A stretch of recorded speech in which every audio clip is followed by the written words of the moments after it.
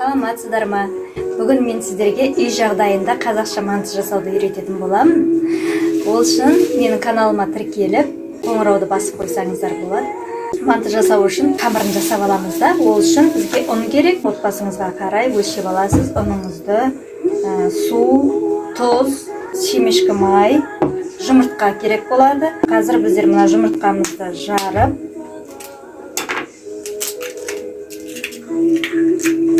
қосып аламыз. Тұз азғантай. Мен тұзды көбірек қосқан жақсы көремін. Қамырымыз көп жабысқақ болмайды, жақсы болады.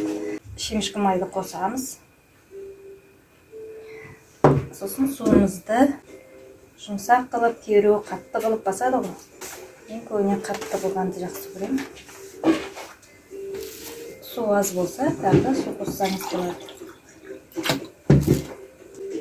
Қамыр басқанда ыдысымыздың айналасы қамыр болып тұрмас үшін бұлай тазалап алып отырған жақсы. Қайтып айналасын жинап алып отырған жақсы. Сонда ыдысымыздың айналасы тап-таза болады. Әртүрлі тағамдар дайындайтын боламын. Видеоны жіберіп алмас үшін лайк басып, комментарий жазып отырсаңыз болады.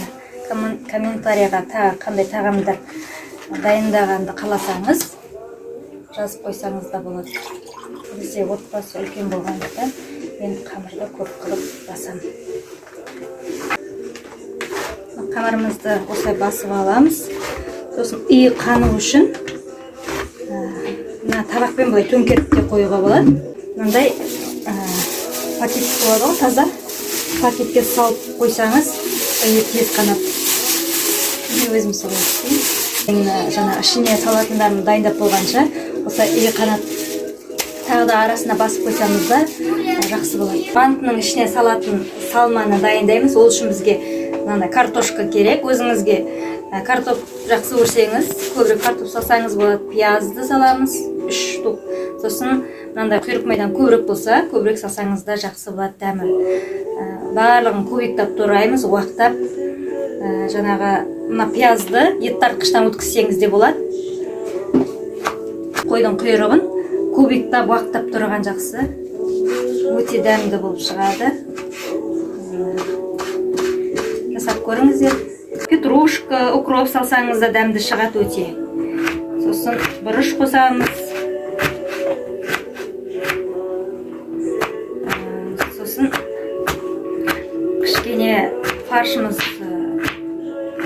жұмсақ, сочный болу үшін арасына су қоссаңыз да болады. Фаршыңыз құрауықтау болса, су араластырсаңыз болады. Құйрық майларды уақтап турап аламыз. Өте дәмді болады. Құйрық майдан тағы самса жасаймыз. Өте дәмді самса келесі видеода 500 подписчик болған кезде күшті самса жасауды видеосын салатын боламын. Осы құйрық майдан самса жасайтын боламын. Жіберіп алмаңыздар, ол үшін осы каналыма жазылып, комментарий қалдырып қойсаңыз болады. Мынандай пиязымызды төртпішлеп турап аламыз. Маған осылай тураған ұнайды. Барлығын араластырамыз.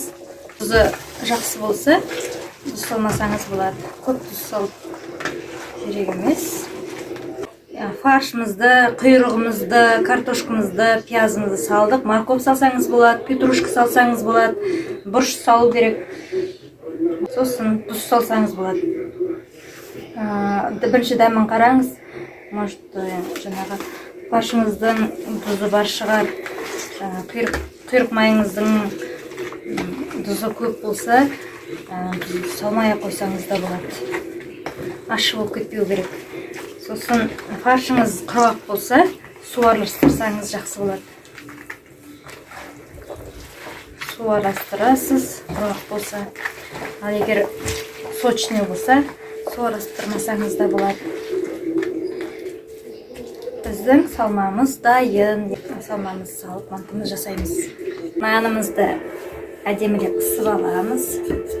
Қатты қылып бассаңыз, қамырыңыз жабыспайды. Ысқанда да әдемі болып шығады. Нандарымыздың барлығы тегіс болып шығу үшін айналасын басып қысамыз. Сол кезде осылай тегіс болып шығады. Сондай қылып кубиктап кесіп аламыз. Өте үлкен қылмай, осындай қылып кесіп аламыз.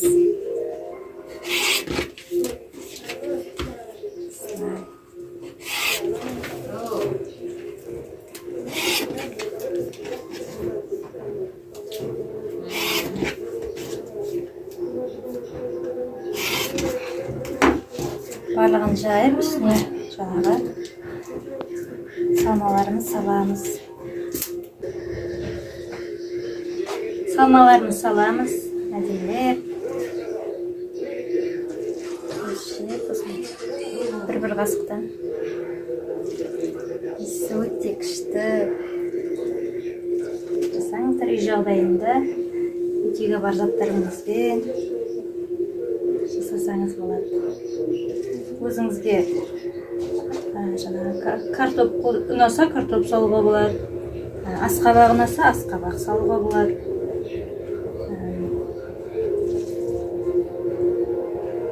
Қандай фарш ұнайды, сол фарш түрімен жасай берсеңіз болады. Бізге қойдың еті ұнайды, сиырдың еті ұнайды. Қойдың құйрығын салған ұнайды. Құйрық майда. Осылай өлшеп әдемілеп саласыздар. Мантыны ең қарапайым түрі, мына 4 бұрышын қосамыз да, екі жағын қосамыз. Осылай ең жеңіл түрі манты жасауға. 4 бұрышын қосамыз, 4 жағын қосамыз. Екі бұрышын бір-біріне қоса саламыз осылай. Осылай жасасаңыз болады. Мантаваркада 45 минут пісіреміз.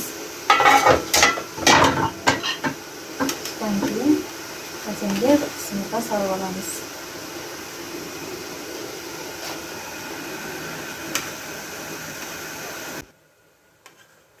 Осындай әдемі манты шықты. Астарыңыз дәмді болсын. Осылай алып жеуге болады.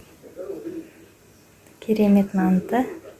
Осылай үй жағдайында жасап пісіріп алып жесеңіздер болады. Астарыңыз дәмді болсын.